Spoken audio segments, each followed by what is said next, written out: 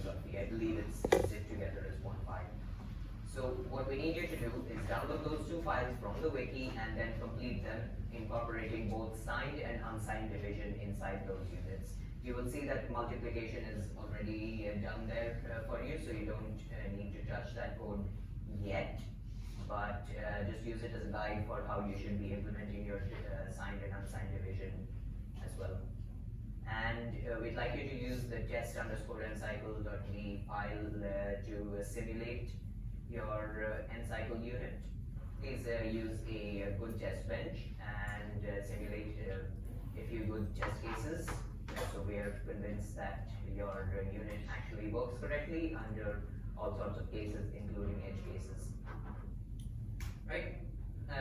For this task, we do not require you to actually implement the hardware on your FPGA at all. So you can get 13 marks for literally just showing us some squiggly lines on your simulator. But on the topic of showing squiggly lines in your simulator, do make sure to use the correct top module. And remember that hardware synthesis top module and simulation top modules are two different things. Set them correctly and make sure that you're using the correct one for simulation. Otherwise, said squiggly lines will be horribly wrong. So here's a couple of simplifying assumptions that you can make. One is that you can assume that the divisor will never be 0. So we're never going to ask you to show any test cases where you're dividing by 0. And if you do something like -5 divided by 2, then you can choose either to display a quotient of -2 and a remainder of -1, or a quotient of -3 and a remainder of 1. Opinion is highly divided on which one is actually correct, so that is not the can of worms we want to be opening today. So we're just going to say either one is okay, depending on how you implement it. One may be easier to do than the other, just go with that one. Right, any questions so far regarding what we have? Yes? No? I'm assuming the silence means no.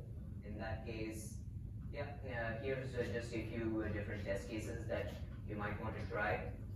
Don't try to take a picture of the TV because it's going to come out looking awful. I will upload this to Canvas momentarily, so you can just look at it from there. I will also see if I can upload these to the wiki. Otherwise, I'll just put it on Canvas now. It's taking pictures of the screen is just terrible. But yeah, there's a few different test cases we want you to try, like just set all the bits to 1 and see what happens. Multiply by 1 times setting all the bits to 1. Both ways around as well. So 1 times FFFFFFF and FFFFFFF times 1 and 0 times that as well. We also have some smaller test cases for you to try, such as 1 0 0 0, that's in binary, times 0 1 1 1, and so on and so forth. And similarly for division, we also have a few different interesting test cases for you to try.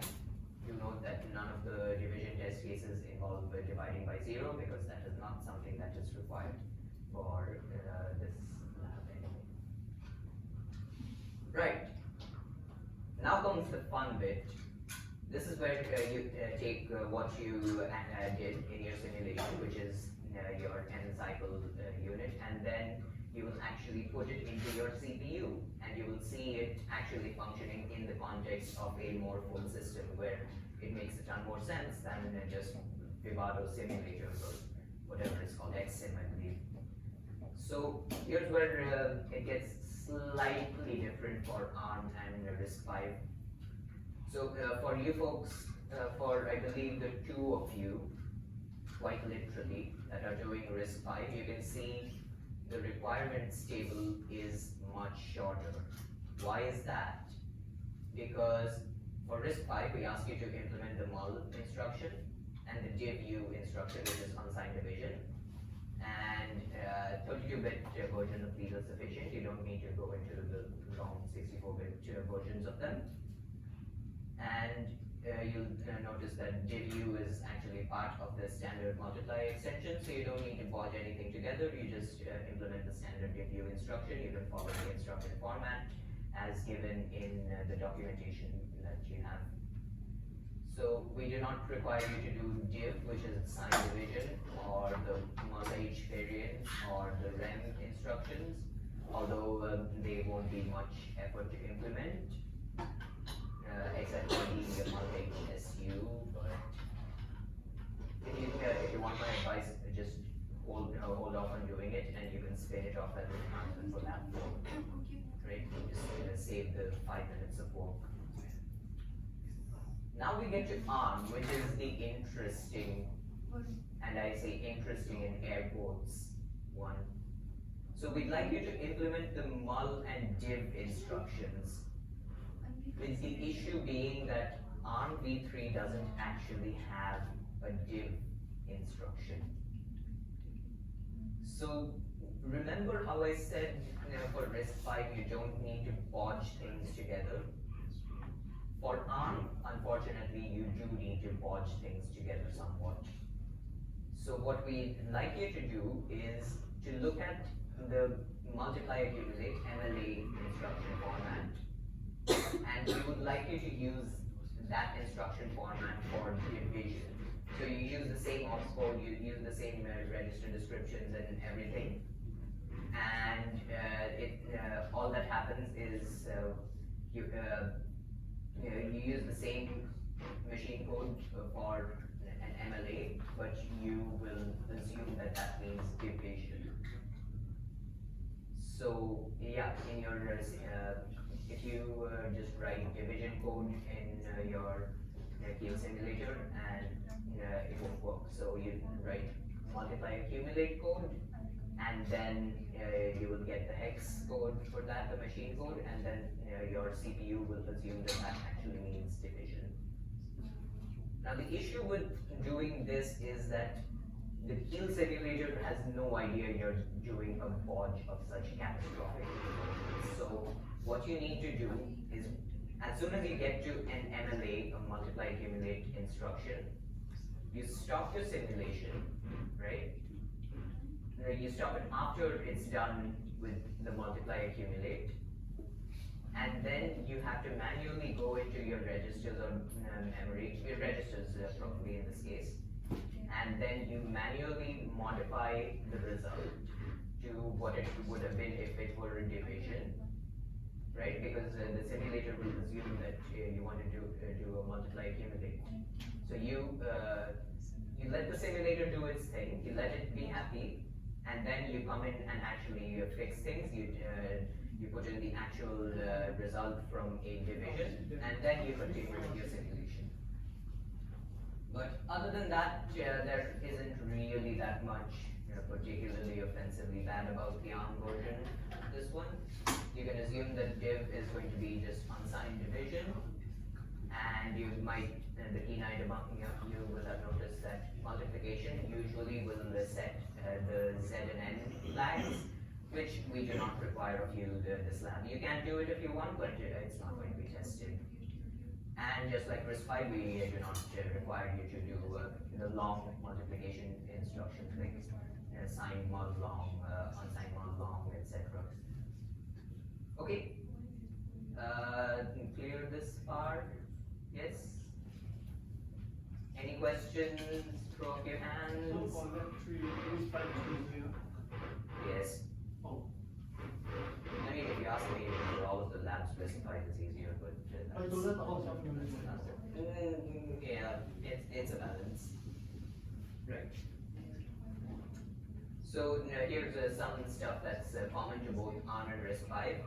The destination register for division will contain your quotient, and we do not require you to keep the remainder. You can just get rid of it. We don't care about the remainder. If you implement the rem instruction on RISC-V later, then you can decide what to do with the remainder.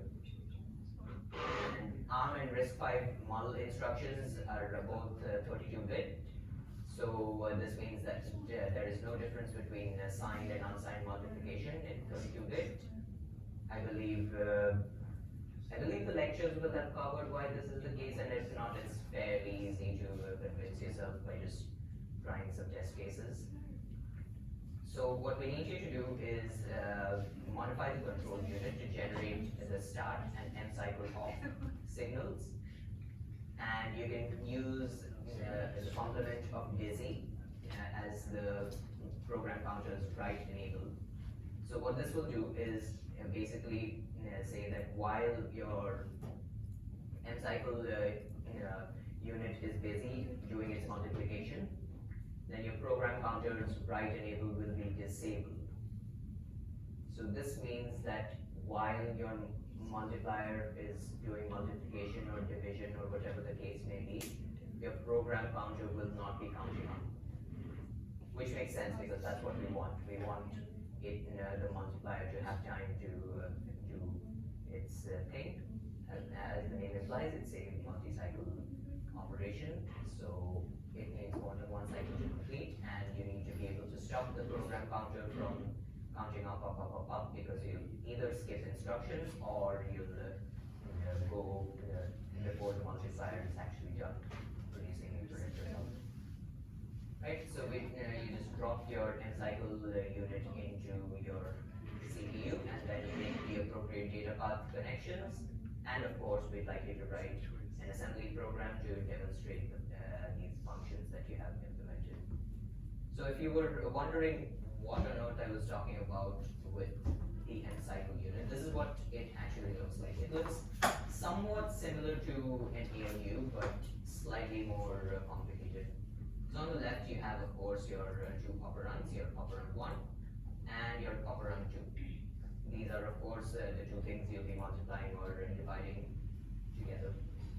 You have, of course, this very standard clock and reset signals. And on top, these are the interesting ones. So I mentioned, you have a start and an end cycle off signal. So here you can see where these two go into your end cycle unit. So this is start, this is end cycle off. And should I tell you? Nah, you guys can read the code inside and you can figure out what these two signals do exactly. It's fairly straightforward. I don't think it will take much reading to do that. Even if you're on internship, you probably will figure it out on your 7 o'clock. Probably. It's end cycle off and start on the difficult part is that. So end cycle has a result 1 output, a result 2 output, and a busy output. So busy, if you recall, is this signal that I just talked about, which you can use as whose complement you can use rather as your program counter's write enabled. So that tells you that busy is probably going to be high when your end cycle is actually doing some multiplication or division operation. Right? And result 1 and result 2, again, I'll leave you guys to look at the code to figure out what they are for. Again, it's fairly straightforward. If you have any questions, the GAs and I will be hovering around to help you decipher what's going on in there. So you'll take this end cycle unit and then you'll drop it into your CPU something like so. I've only shown the ARM version here, but RISC-V is going to be very, very similar. So the idea is this is your end cycle unit over here, right? This is the same guy we just saw. And you will essentially connect it in parallel with the ALU because so far in your single cycle CPU, you never need the ALU and the multiplier at the same time. An addition instruction, for example, will use the ALU, and a multiplication will use the end cycle, and then the twain shall meet. So you can just hook them up in parallel. You can do the appropriate multiplexing if you need to. Think about what kind of multiplexing you might need, if you need any, and then you can hook up the result to another multiplexer perhaps.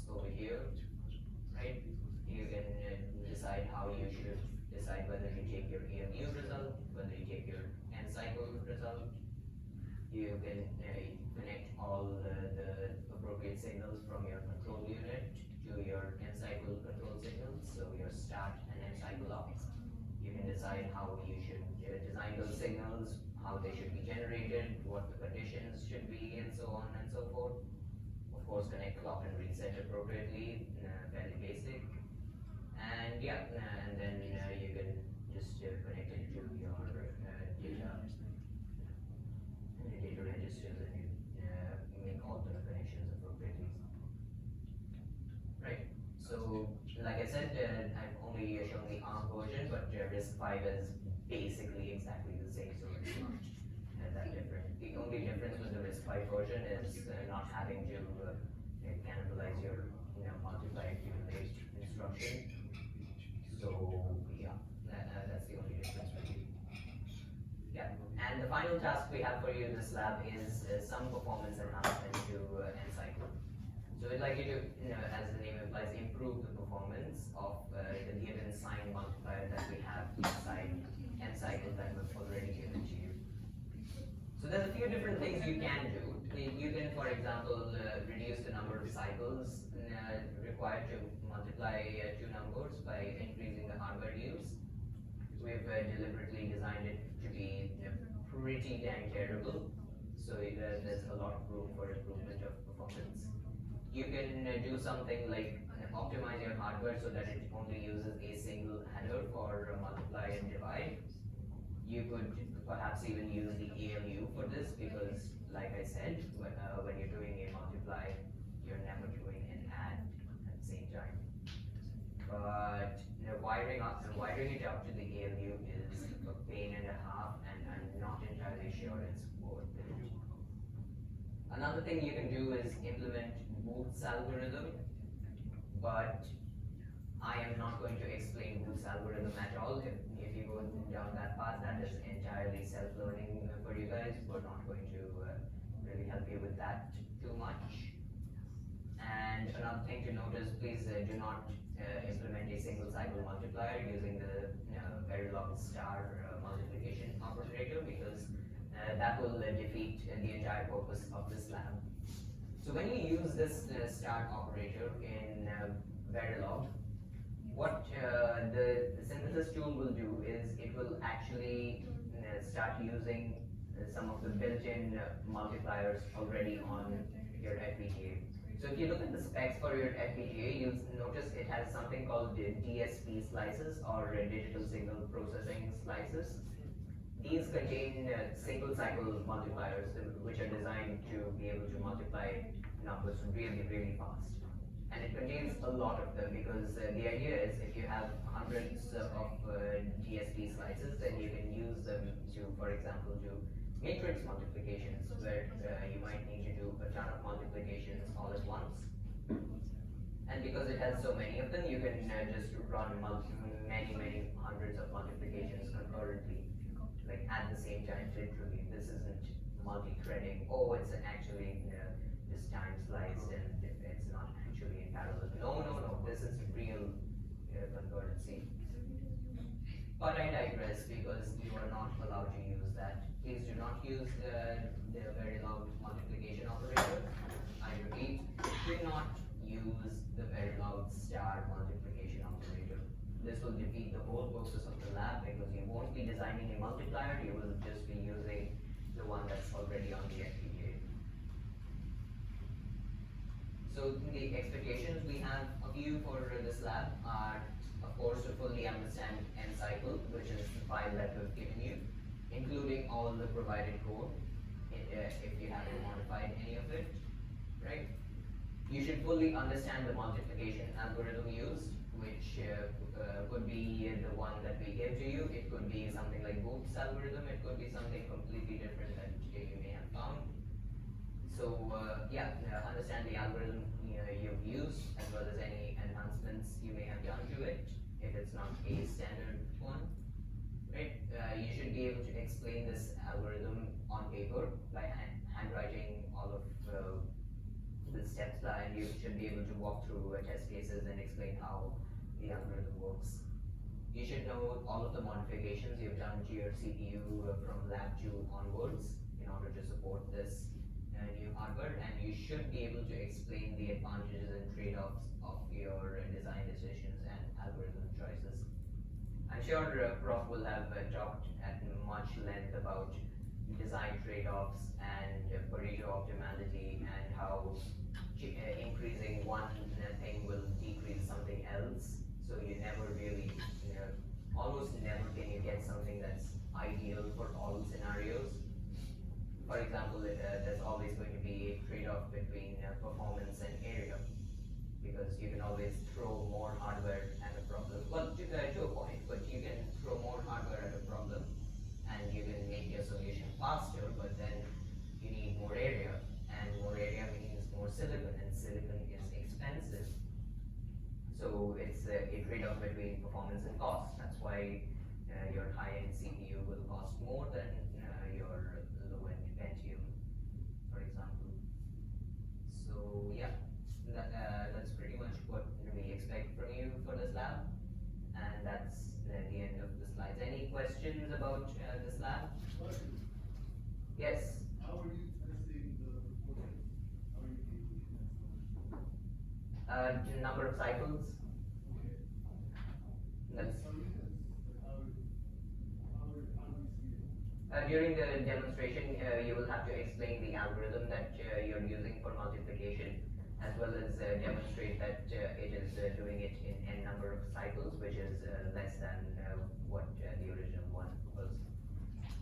Trust me, it's not going to be difficult to be better than the original one. It's terrible for a reason. Thank you. Anything else? Can you go there a few months? I thought this might have a question, but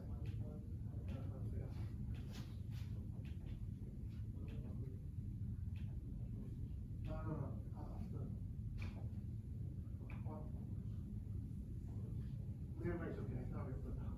Okay. I will upload the slides onto Canvas right now, and For library.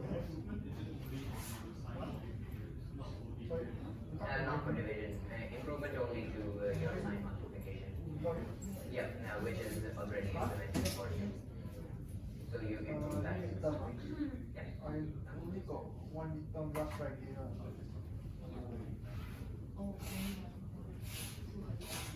Huh? Early May week 7 is already quite late.